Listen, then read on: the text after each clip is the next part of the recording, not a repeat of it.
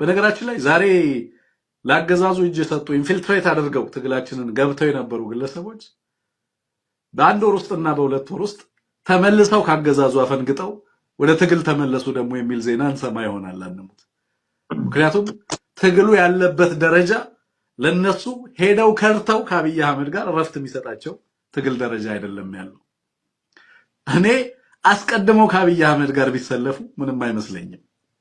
ኦኬ ዛፉን ከገነደስነው በኋላ እየወደቀ ያለ ዛፍ ስር ለመጠለል የሞከሩ የአማራ ከዚህ ትግል ውስጥ አፈንግጠው የወጡ ኃይሎች ግን በምንም ምክንያት ያ ዛፍ ሲወድቅ ይዟቸው እንደሚወድቅ ማሰብ መቻል አለባቸው ብዬ ነው ማስበው። ተመልሰው ከዚሁ አገዛዝ ተሳስተን ነበር ተጸጽተን ነበር ብለው ሲናገሩ እንደምንሰማ አልጠራጠርም። የአማራ ህዝብን ይመዝግብልኝ።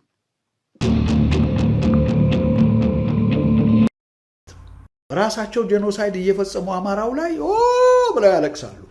የአማራው ህዝብ ባይዘን ካላለቀ በተቀር ምን ማለታችን እንደሆነ ይገባዋል። የአማራ ህዝብ ቀስ እያለ ነው የሚመጣው። ተደቁሶ ሲነግሩት አይሰማም። በኋላ at some point ማይ ጋድ የሚያሳዝነኝ በዚህ ሁሉ ውስጥ የአማራው ህዝብ ማለት ስፔሻሊ ገበሬው ምናምኑ ምንም የሚያውቀው ነገር የለም። ምንም የሚያውቀው ነገር ድፍንፍን አድርገውበታል። ፋኖች እኛ አለንህ ብለው እየሸጡት ነው እንጂ ድራሻቸውን ያጠፋቸው ነበር የአማራ ገበሬ።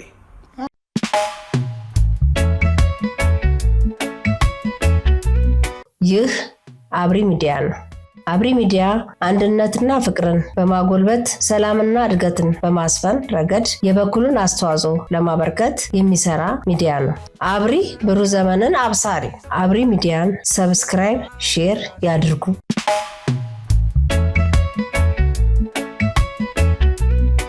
ሰላም ጤና ይስጥልኝ። የአብሪ ሚዲያ አድማጭ ተመልካቾቻችን ሰላማችሁ በያላችሁበት ይብዛ። አገራችን ሰላም ትሁን።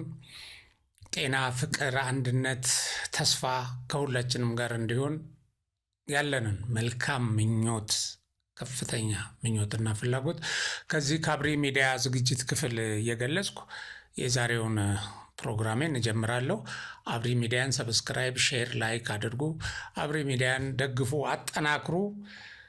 የቆመለት ዓላማ ይሳካ ዘንድ ሁላችሁም ከጎናችን ቆሙ እያልኩ ዛሬ የምንመለከተው በዋነኛነት በአማራ ክልል በከፍተኛ ቁጥር እጅ እየሰጡ ያሉ ታጣቂዎች አሉ። በአመራር ደረጃም ያሉ ሰው በትናንትናው ዕለት ገብተዋል። ይሁንና ይህንን በአማራ ክልል እየፈራረሰ ያለውን ታጣቂ ለማጀገንና ለተጨማሪ እልቂት ለተጨማሪ ጉዳት እንዲዳረግ ክልሉንም እንዲያወድም ፍላጎት ያላቸው አካላት አሜሪካን ሀገር ሆነው በርታ ጀግን እጅ ቢሰጡም እጅ የሚሰጡት ይመጣሉ፣ የውሸት ነው፣ ይሄ መንግስት እየወደቀ ነው፣ ዛፉ እየተገረሰሰ ነው እና እነዚህ አሁን እጅ የሰጡት ይቅርታ ጠይቀው ወደ ትግሉ እንደገና ይመለሳሉ ብለው ለቀጣሪዎቻቸው ተስፋ እንደገና ደግሞ ይሄ እዛ ጫካ የቀረው እንዳይመጣ ለመከላከል እና እንዲያልቅ የሚያደርግ ያው በመግቢያችን ላይ ያያችሁት ቪዲዮ ማለት ነው። ዋነኛ የምናጠነጥንበት ጉዳይ ይሄ ሆኖ ሳለ ያው የአስመራው ሽማግሌም ሰሞኑን መግለጫ ሰጥተዋል እና ይሄንንም ዝም ብለን አናልፈውም፣ እንደው ባጭሩ እንመለከተዋለን።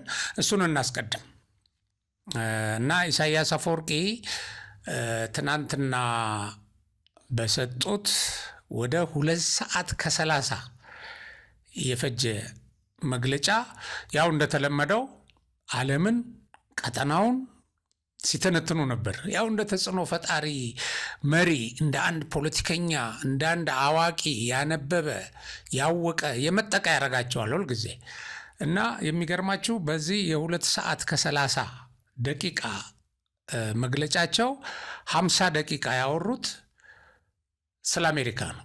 እንደገና ደግሞ ሌላ 50 ደቂቃ ደግሞ ሌላ ያወሩት ስለ አፍሪካ ቀንድ እና ስለ አካባቢው ሀገራት ነው።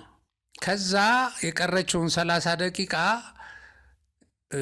እሷንም አብዛኛውን ሰዓት ኢትዮጵያ ላይ አባክነው የተወሰነ ደቂቃ ስለ ኤርትራ አውርተዋል። እና በጣም ነው የሚገርማቸው። እዛ እሳቸው እየተናገሩ እያለ ኮሜንት ላይ ያለውን ስመለከት ወደ ራስ ጉዳይ ግባ፣ ምን አገባ፣ ስለ ውጭ የምትተነትነው ስለ ኤርትራ አውራ የሚሉ ኮሜንቶች ይካሄዱ ነበረ። ካቡሽቲ ተዛረብ እንታይ ገድሹካ ናይ ካሌ ሀገር ምናምን ይሉታል እየገቡ እና እንታይ አትይወካ ናይ ኤርትራ ተዛረብ እና እንደዚህ ይላሉ። ኤርትራ መሪና ስለ ኤርትራ ተናገር ይሉታል። ግን ኢሳያስ አፈወርቂ ስለ ኤርትራ የሚናገሩት ነገር ስለሌለ ሲያወሩ የቆዩት ስለ እነዚህ አገራት ነው። እሱንስ ቢሆን ምን አሉ የሚለውን ዝም ብለን እንዲሁ እሱም ቢሆን አሰስገሰስ ነው። ምክንያቱም ምንም እንዲያወሩ አይጠበቅም። በእርግጥ ምንድን ነው ከኤርትራና አሜሪካ መካከል ያለውን ግንኙነት ለማሻሻል ሞክረናል፣ መልእክተኛ ልከናል ይላሉ እና እንደተለማመጡ እንደሰገዱ አይነት ነገር ይገልጻሉ። እና ይህንን አድርገን ግን ከአሜሪካ ጋር ልናጠናክር ፈልገን ወይም ልናሻሽል ፈልገን የነበረው ግንኙነት አልተሳካም፣ ከሽፏል። ምክንያቱም በአሜሪካኖች ምክንያት ይላሉ እና ይሄ ቅር እንዳላቸው ይገልጻሉ። እኛ ግን ሞክረን ነበር ነው የሚሉት። እና በቅርቡ ደግሞ የአሜሪካ የውጭ ጉዳይ ሚኒስትር በኤርትራ ኢንቨስት ማድረግ አይቻልም ብሎ መግለጫ የሰጠው በጣም እንዳበሳጫቸው አልሸሸጉም። ይህን ተናግረዋል። እና ደግሞ በጸጥታው ምክር ቤት ተገኝተን ትራምፕ በቬንዙዌላው በማዱሮ ላይ ያደረገውን እንትንም ተቃውመናል ብለዋል።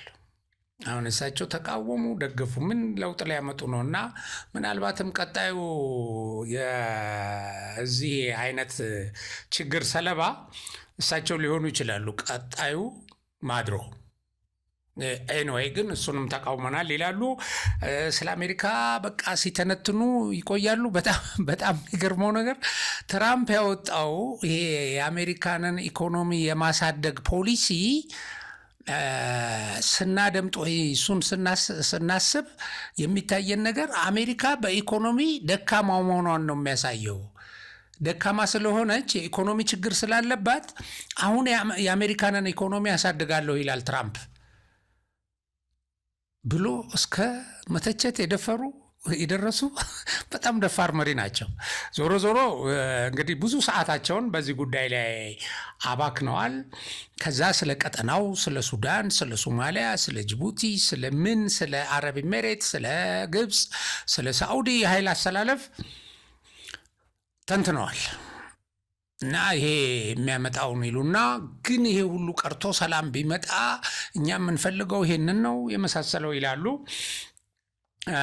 እሱን ያው እንተው በዘበዛ ነው። ሁለተኛ ደግሞ የማይመለከታቸው ናቸው። ሶስተኛ ብቁ አይደሉም እንደዚህ አይነት ነገር ለመተንተን። ወደ አፎም በቃ አፎት የተከፈተው ባልተገባ ነገር ላይ ነው።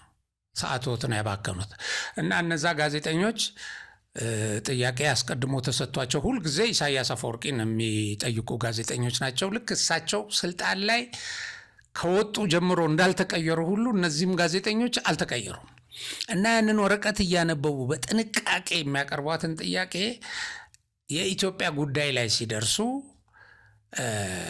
ያነሳሉ። ኢትዮጵያ እንደዚህ እያለች ነው፣ የባህር በር ጥያቄ ታነሳለች፣ ኤርትራን ወራለሁ እያለች ነው እና ይሄ ነገር ምንድን ነው? ምን ይመስሎታል? እንዴት ይመለከቱታል? ሲሉ ኢሳያስ ይስቁና ልክ ድራማ እንደሚሰራ ይህን ጥያቄ ለመመለስ ነው ፎርሳት ማተር የመጡት ይሄ ጋዜጣዊ መግለጫ ያስፈለገው ለዚህ ጥያቄ ለመመለስ ነው። ግን ምን ይሉታል ጋዜጠኛውን? ባትጠይቀው ይሻል ነበር ይላሉ እየሳቁ።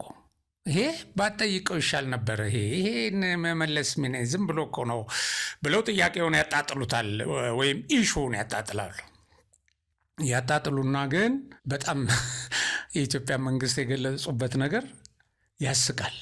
በቃ እንደዚህ ይሉታል እና ያው አዳምጡት፣ ቀጥታ ትግርኛውን ማለት ነው። ሰነፍ ነዳይ ፈራህ ስሱዕ እየደጋገሙ ነው። አንዴ ብቻ አይደለም ይሄን ያሉት።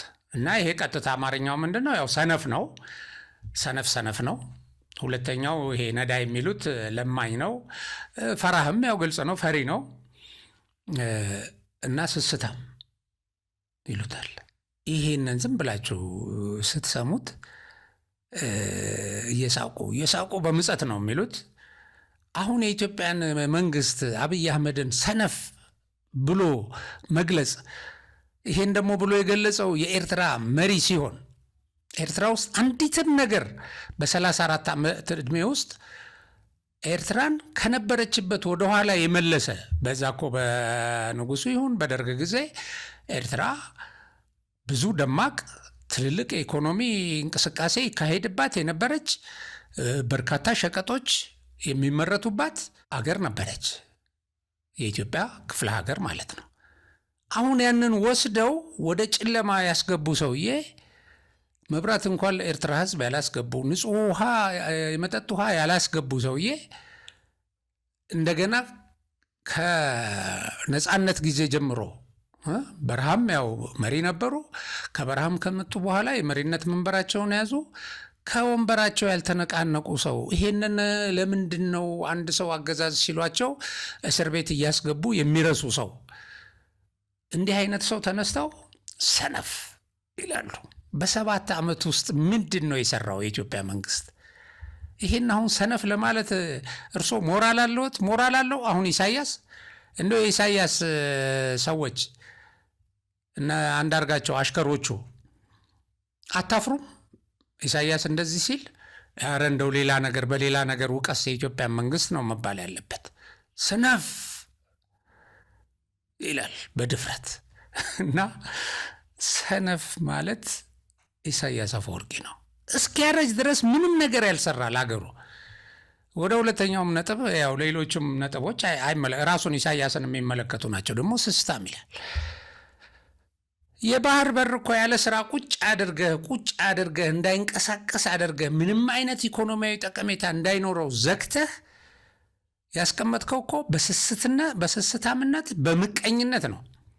ምቀኛ ስለሆንክ፣ ስስታም ስለሆንክ። በመሰረቱ አሁን ኢሳያስን በዚህ ደረጃ ለመናገር ማለት ምንም ይሄ አካፋ ማለት ወይ ስድብም አይደለም፣ ትችትም አይደለም፣ ምንም አይደለም። በቃ ስሙን መንገር ነው። ስሙን የኢሳያስን ስም መንገር ነው። እና ይሄን በመንገርም ጊዜ አላባክንም ነበር። እኔ ግን አነሳ እሱ እንደዚህ ብሎ መጣ ስስታም ብሎ። አሁን የኢትዮጵያ መንግስት በሰጥቶ መቀበል አብረን እንስራ እኮ እያለህ ነው። አልሰማም? መብራት የለህም፣ ውሃ የለህም፣ እህል የለህም። በኮንትሮባንድ በማጭበርበር እዛ ለስደተኛ የሚሄድ እህል እየተላከልህ ነው የምትኖረው። ነዳጅ የለህም፣ ባዶ ነው የምትኖረው። ከዚህ በፊት ከኢትዮጵያ እየሰረክ ከወያኔ ጋር ተመሳጥረህ ኤርትራን አቆምክ። አሁን ሰጥቶ በመቀበል አብረን እንስራ ይላል የኢትዮጵያ መንግስት። ቅን ሰው ብትሆን፣ ለኤርትራ የምታስብ ብትሆን ኖሮ፣ ስስታም ባትሆን ኖሮ ይህን ታደርጋለህ። የኢትዮጵያ መንግስት ግን ስስታም አይደለም። ሁሉንም የጎረቤት ሀገሮች ሰጥቶ በመቀበል አብረን እንስራ፣ አብረን እንደግ እያለ ነው። እና ያለ ቦታው ነው ይህንን የገለጽከው። ሌላው ፈሪ ያልከው ያው ናና ሞክረኝ አይነት ነው። እሱ እንግዲህ ያው በቅርቡ የሚታይ ነገር ነው። በቅርቡ ነው እቺን ትውጣት አለ። ያው ፈሪ ያልከውን የባህር በራችንን እናስመልሳለን ባይሁ ቆርክሮክ። ይሄ በአብዛኛው ደግሞ በህግ እንደማይሆን በፍትህ እንደማይሆን ዓለም ፍትሃዊ እንዳልሆነች እየተረዳን ስለመጣን አፍንጫህን ተይዘህ ተመልሳታለህ። ምናልባት እዛ ያወራው ማድሮን እንደዚህ ሆኖ ምናምን ያልከው ያንተ ጣል ሊሆን ይችላል። ፈሪ ማለት ምን ማለት እንደሆነ ያን ጊዜ ትናገራለህ። ስለዚህ እንደዚህ አይነት ነገር እና ሌላው ኢሳያስ የተናገሩት እንደው አጠር አድርጌ ወደ ሌላው ጉዳይ እንድገባ ፍሬከርስኪ ስለሆነ አንዱ የአሰብ ወደብ ጥያቄ የኤሚሬትስ ጥያቄ ነው ይላል። ናይ ብልጽግና አይኮነን፣ ናይ አብይ አህመድ አይኮነን፣ መሬት ነው። የኤሚሬት ጥያቄ ነው። ኢትዮጵያ መውጫ መግቢያ ሳጥታችኋት ዘግታችሁባት ልትቆልፉባት እየጣረች 130 ሚሊዮን ህዝብ ፍላጎት እንዴት ነው ይሄ ጥያቄ የኤሚሬት የሚሆነው? የፈለገ ሀገር ኢንተረስት ሊኖረው ይችላል እንዴ። ሌላም ሀገር እኮ ሊይዝ ይፈልጋል ይሄንን። ሌሎች ሀገሮችም እኮ ፈልገው ወደብ መጥተዋል። እዚህ የጦር ቤዝ እኮ ሰርተዋል። እሱ ሌላ ጉዳይ ነው። ለኢትዮጵያ ግን የህልውና ጉዳይ ነው፣ የመተንፈስ ጉዳይ ነው እና ከማነቆ የመውጣት ጉዳይ ነው፣ ከእስር የመፈታት ጉዳይ ነው ለኢትዮጵያ። ይሄንን መገንዘብ አትችልም? ይሄን ነው እኮ እያደረጋችሁ ያላችሁ። ታውቀዋለህ ደግሞ ይሄንን ኢትዮጵያ ላይ ሸምቅቆ እናጥብቅ እያላችሁ ነው ከግብፅ ጋር በአሽከርነት አድረህ ይሄንን የምታደርገው። ስለዚህ ይህ መሬት ነው እና በነገራችሁ ላይ ልክ እንደዚህ ይቺኑ ማን ብሎናል መሰላችሁ? ዋና ዋና የኢሳያስ አሽከሮች እቺኑ አንዳርጋቸው ጽጌ ብሎናል። እቺኑ ጀዋር መሐመድ ብሎናል። ማን ነው ይሄ መሳይ መኮንን ብሎናል። አስረስ ማረ ብሎናል። ሰብስቦ ሰራዊት አስረስ ማረ የአሰብ ጥያቄ የኢሜሬት ጥያቄ ነው ይላል ኢሳያስ የነገራቸውን። ኦኬ እቺኑ ደግሞ ቲፒኤልኤፍ ሰዎች ይላሉ። አንድ ቦታ ይፈበረክላቸውና ወደዚህ ይወጣል። እኛ ግን የህልውና ጉዳይ ነው እና ከቅዠት ውጡ። እውነተኛ ነገር ተንትን ወጣ ጊዜ አታባክን እና መጨረሻ ላይ ኤርትራ የሆነ ድሮ ቃኘው ስቴሽን ላይ እንትን ታቅዶ ነበረ፣ የኒኩለር ምናምን አሜሪካኖች አቅደው ነበረ። አሁን እኛ የኒኩለር ኃይል ኤርትራ እንገነባለን ይላል። በ34 ዓመቱ መተንፈስችን መናገር ራሱ ማለት ነው። ያው ተግባራዊ ያደረገውም በምን አቅሙ ነው ግን አለ። ሁለተኛ ደግሞ የንጹህ ውሃ መጠጥ ውሃ ለኤርትራ እናቀርባለን አለ። ከየትኛው ወንዝ እንደሚያቀርቡ አልተናገረም። እንደዚህ ያለና ያንን 1 ሰዓት ከ30 ደቂቃ ሲደርት ዋለ። ወደ እንትኑ እንግባ፣ ወደ ራሳችን ጉዳይ። እኛም እንደሱ ያው ኢትዮጵያን የሚመለከት ነገር ስላወራ ነው። እንግዲህ በመግቢያ ላይ እንዳልኩት ይሄን ቪዲዮ ደግመን እናዳምጠው። በነገራችን ላይ ዛሬ ለአገዛዙ እጅ የሰጡ ኢንፊልትሬት አድርገው ትግላችንን ገብተው የነበሩ ግለሰቦች በ1 ወር ውስጥና በ2 ወር ውስጥ ተመልሰው ካገዛዙ አፈንግጠው ወደ ትግል ተመለሱ ደግሞ የሚል ዜና እንሰማ ይሆናል አንሙት። ምክንያቱም ትግሉ ያለበት ደረጃ ለነሱ ሄደው ከርተው ከአብይ አህመድ ጋር እረፍት የሚሰጣቸው ትግል ደረጃ አይደለም ያለው። እኔ አስቀድመው ከአብይ አህመድ ጋር ቢሰለፉ ምንም አይመስለኝም። ኦኬ ዛፉን ከገነደስ ነው በኋላ እየወደቀ ያለ ዛፍ ስር ለመጠለል የሞከሩ የአማራ ከዚህ ትግል ውስጥ አፈንግጠው የወጡ ኃይሎች ግን በምንም ምክንያት ያ ዛፍ ሲወድቅ ይዟቸው እንደሚወድቅ ማሰብ መቻል አለባቸው ብዬ ነው ማስበው። ተመልሰው ከዚሁ አገዛዝ ተሳስተን ነበር ተጸጽተን ነበር ብለው ሲናገሩ እንደምንሰማ አልጠራጠርም። የአማራ ህዝብን ይመዝግብልኝ። አዳመጣችሁት?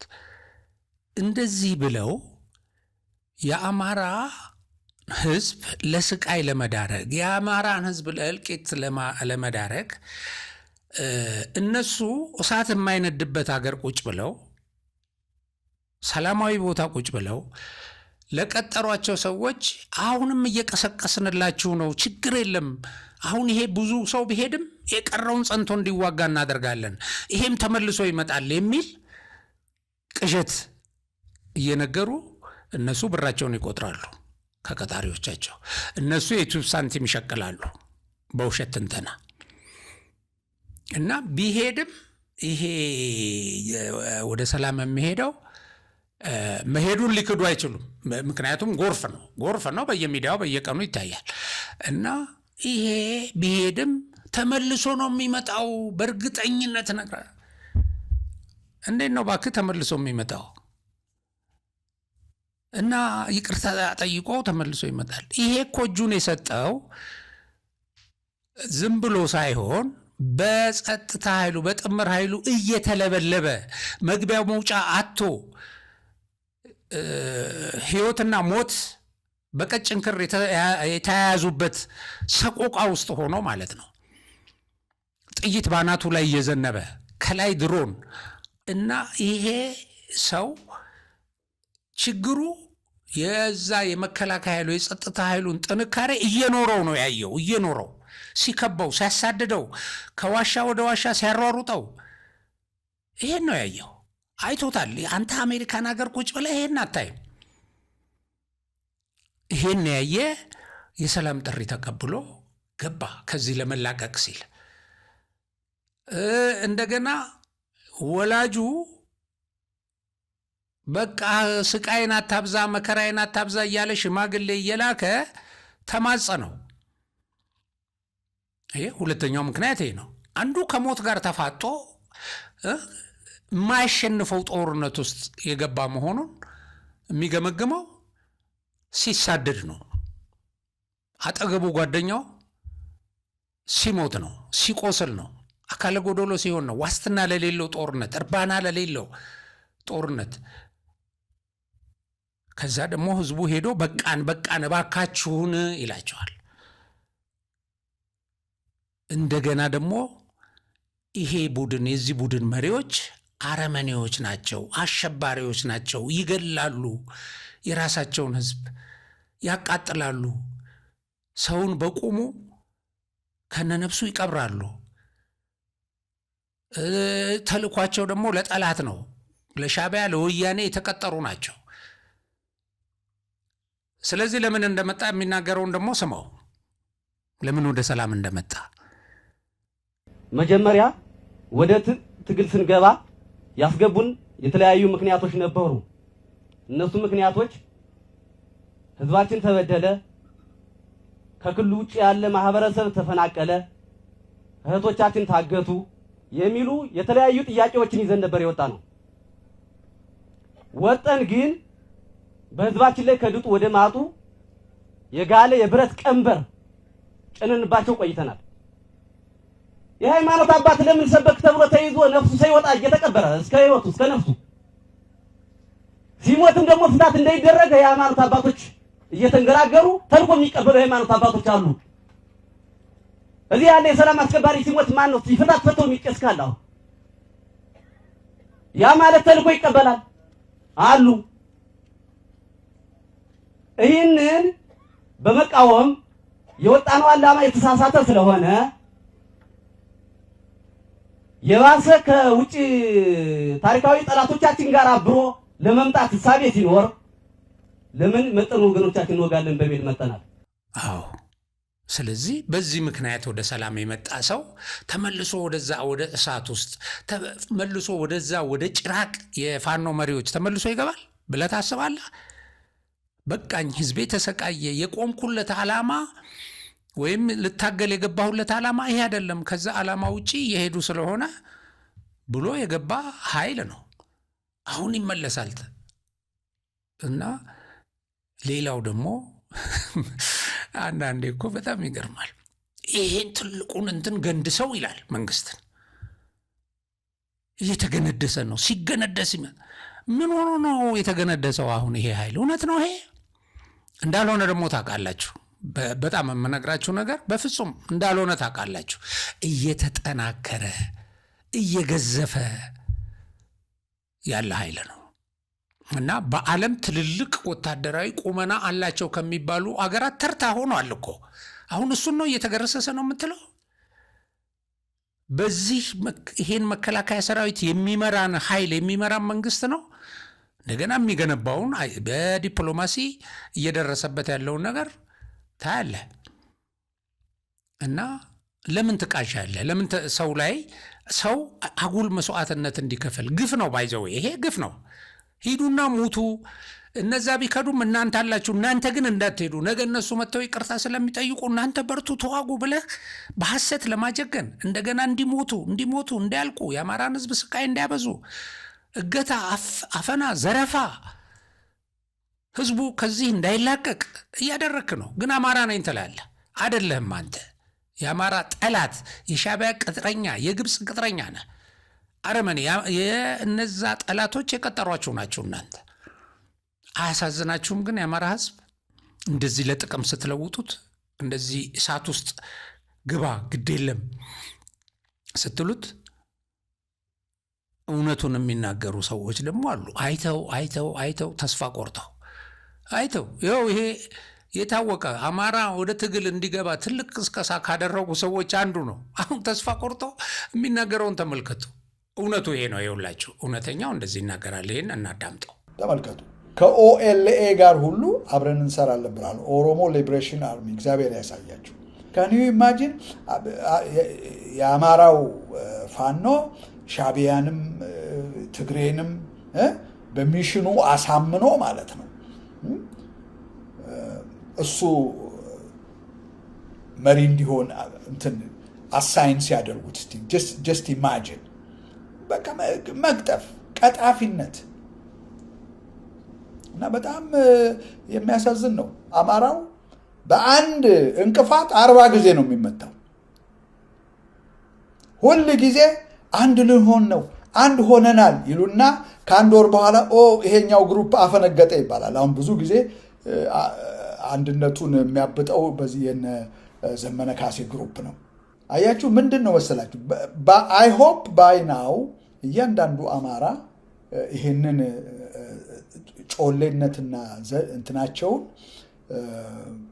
ዘዴያቸውን በአሁኑ ጊዜ አማራ ሆፕፉሊ ያውቀዋል ብዬ አምናለሁ። አዎ መረረው አይቶ መሮት በዚህ ደረጃ እየወጣ አንድ አይደለም ማት ቪዲዮ ነው የሚለቀው በዚህ በኩል በቃ እነዚህ ከጠላት ጋር የቆሙ ናቸው፣ ተስፋ የሌላቸው ናቸው፣ ውሸታም ናቸው፣ አጭበርባሪዎች ናቸው ይላል። እናንተም አጭበርባሪዎች ናቸው። እነዛን አጭበርባሪዎች የምታጀግኑ ማለት ነው። ስለዚህ ተራ ውንብድና ነው እንደዚህ አይነት ነገር፣ ተራ ውሸት ነው። እና ሌላው ደግሞ ወደ ሰላም እንዳይመለሱ ሰላማዊ ድርድር እንዳያደርጉ በፍጹም እንዳታደርጉ እያሉ ሲቀሰቅሱ የሚሸቅሉባቸው ሰዎች ውስጥ አንዱ ፋሲሌን አለም ነው። እሱ ደግሞ ምን ይላል? አሁን ኮሎኔል ፋንታሁን ባለፈው እጅ ሰጥተዋል። ኮሎኔል ፋንታሁንን ጀግንነት፣ ወታደራዊ ስትራቴጂስትነት ምናምን ሲነግሩን የነበሩ ናቸው እነዚህ ሰዎች ከዚህ በፊት። አሁን ምን ይላል? ፋንታሁን እጁን ቢሰጥ እንደውም ይላል የተከፋፈለውን ፋኖ ወደ አንድነት ያመጣና ያጀግነዋል። አደጋው ለብልጽግና ያስቃል እና ምንም አያመጣም። ልንገርህ ወንድሜ፣ በወታደራዊ እንቅስቃሴ ውስጥ፣ በወታደራዊ ተግባር ውስጥ፣ በውጊያ ውስጥ፣ በጦርነት ውስጥ አጠቃላይ አንድ ሰው ሲወጣ በጣም ከፍተኛ ጭንቀት ውስጥ ነው ቀሪው የሚገባው። ምክንያቱም መረጃ ያውቃል፣ የት ጋር እንደሚደበቁ፣ ምን እንደሚያደርጉ፣ ወዴት እንደሚሄዱ፣ በዚህ ቢመቱ ወዴት፣ እያንዳንዱ አሰላለፋቸውን ስለሚያውቅ ብዙ ጊዜ ቀሪው ይለውጣል ያለበትም። ግን አሁን ይሄ መፈናፈኛ የሌለው አካል እንደዚህ ከውስጡ እየወጡ ለዛውም ኮሎኔል የነበረ ነው እኮ ይሄ ሰውዬ። በኢትዮጵያ መከላከያ ውስጥ ክፍለ ጦር ሲመራ የነበረ ሰው ነው እና ይሄንን ደግሞ ትናገሩ ነበር። ሁለተኛ ብዙውን የአማራ ወጣት ወደ ጦርነት እንዲገባ ያደረገ ሰው ነው ይሄ ሰውዬ። ይሄን ሰውዬ ተከትሎ ነው ብዙ የገባው። ስለዚህ እዚህ ሰውዬ ከትግሉ መውጣት ብዙ ሰዎች እንዲመጡ ያደርጋል። እና አሁን ምን ይላል ኮሎኔሉ? ቢወጡም አለ ከነምሬ ወዳጁ ኃይል ጋር በተፈጠረ ልዩነት ራሳቸውን ችለው በመንቀሳቀስ ላይ የነበሩ ስለሆኑ የወሎን ኃይል ለሁለት ከፍለዋል። አሁን የማስረሻ ሰጤ እጅ መስጠት ጎጃምን በአንድ አመራር ስር እንዲሆን እድል እንደፈጠረለት፣ ማስረሻ ግን ሸዋ ነበር ሲንቀሳቀስ የነበረው፣ እንደፈጠረለት ሁሉ የኮሎኔሉ እጅ መስጠትም ወሎ በአንድ እዝ ስር እንዲገባ ስለሚያደርገው ለፋኖ የሚጠቅም እንጂ የሚጎዳ አይደለም፣ ለብልጽግና ግን ጉዳቱ ከፍተኛ ነው ይላል የፋንታውን እጅ መስጠት። እና እንዲህ አይነት የወረዱ ሰዎች አሁን ይሄን ስላላወቀ አይደለም፣ አስደንጋጭ ነው የደረሰው ነገር፣ አስደንግጧቸዋል። አሁን እሱ እኮ እንደዚህ በለን እንጂ ይሄ አፋሃድ የሚባለው መሪ ደግሞ ማን ነው? እስክንድር የሚባል ዝም ብሎ ሳይሰክን በቃ ጃዝ ይሉታል። ዘመነ ከኋላ ስለሚያስፈራራ ውጣና መግለጫ ስጥ ይለዋል። ሮጦ ምን አለ እሱ ሰውየው ለሕክምና የሐኪም ክትትል ስለሚያስፈልገው ነው። የሐኪም ክትትል የሚያስፈልግ እስክንድር አንተ ነበርክ፣ ዘመድ ቢኖረው አንተ ነበርክ። ይሄ ሰውዬ ተራራ እየወጣ ስንት ሲያዋጋ የነበረ እስከ ዛሬ ድረስ በዶክተር ክትትል ነው የቆየው ነው ከተማ እየመጣ ይታከም ነበር። አሁን የቅርብ የሐኪም ክትትል ስለሚያስፈልገው ነው የሄደው ይላል። እስክንድር በግሉ ነው ይሄን የሰጠው። እንደገና አፋሃድ የሚባለው ደግሞ የእስክንድር ድርጅት እሱ ደግሞ ምን አለ? ከእንትን አግልለናቸዋል። ያችን የማስረሻ ሰጤን ስታይል በሱ ጊዜ የተሰጠችውን መግለጫ አይ ከድርጅት ስላገለል ነው ከዛሬ ጀምሮ በድርጅቱ ስም ምንም ማድረግ አይችልም ምናምን ልክ እኮ እጁን የሰጠለት ነው እንደዚህ ያለው ኮሎኔሉ እጃቸውን ይሰጥ እንደዚህ አይነት ቅራቅንቦ የሆኑ እንደዚህ አይነት እውነታውን ለመሸፈን እየወጡ የሚረባረቡ እና ይሄንን ወጣት ይሄንን አርሶ አደር ይሄን ሴት ወንድ ጾታ ሳይለይ እንትን ያለ እባካችሁ ለመስዋዕትነት አትዳርጉት። እናንተ አትሰሙም። እናንተ ቢዝነሳችሁ ስለሆነ አሁን እናንተን መምከር ምንም ቢዝነሳችሁ ነው። እናንተ ቀጣሪዎቻችሁ የሰጧችሁን ተልእኮ ነው የምትፈጽሙት። አለ አለ አለ ለማለት ለሻዕቢያ በቃ ፋኖ አለ አለ አለ ግን የለም። አሁን ሌሎች ግን ይህን ፕሮግራም የምትሰሙ ሰዎች ዘመዶቻችሁን ልጆቻችሁን በቃችሁ የውሸት ነው በዚህ በውሸት ፕሮፓጋንዳ አትሸወዱ። እያለቀ ነው እና ሰው በወጣ ቁጥር እየመነመነ ይሄዳል። የተኩስ አቅሙ ይዳከማል። ምንም ጥያቄ የለውም። እንዲህ አይነት ትንታኔ አሁን ምንም አይደል በቃ ጦሩ ትንሽም ብትሆን ምናምን የለም። የተኩስ አቅሙ ይዳከማል። በዛ ሁሉ የተኩስ አቁም ያልቻለውን መንግስት አሁን መቋቋም አይችልም። ኦኬ እነዚህ ሰዎች ወደ ሰላም ይመለሳሉ። ህዝቡ በቃኝ በቃኝ በቃኝ አለ። ሽማግሌ እየላከ ከየበረሃው እያወጣ ነው። ስለዚህ ይህን ህዝብ አድምጡት እና አሁንም ይሄንን ቀጥሉ። የህዝብ ተወካዮች የሀገር ሽማግሌዎች ቀጥሉ። አድኑት ከሞት በቃ ከሞት አድኑት እና ከፍተኛ ልክ ይሄን ሰላም መንገዱን ያልተቀበለ ደግሞ ሰሞኑን ምን እየተደረገ እንደሆነ በጣም ግልጽ ነው። አሁን በሰሜን ሸዋ በተደረገ ኦፕሬሽን በርካታዎች ሙትና ቁስለኛ ሆነዋል። ዛሬ በርካታ ትጥቅ ተማርኳል። እንትኑን ፎቶግራፉን ስክሪን ላይ ታዩታላችሁ። ቅዳሜና እሁድ እጁን የሰጠው ብዛት በጣም ከፍተኛ ነው። ወደ ታድሶ ማዕከል የገባውን አይታችኋል። እሱ ሁሉ የሚናገረውን ደግሞ ሰምታችኋል። በሌላ ፕሮግራም እስከምንገናኝ አብሪ ሚዲያን ሰብስክራይብ፣ ሼር፣ ላይክ አድርጉ። መልካም ቆይታ። እናመሰግናለን። ሰላም።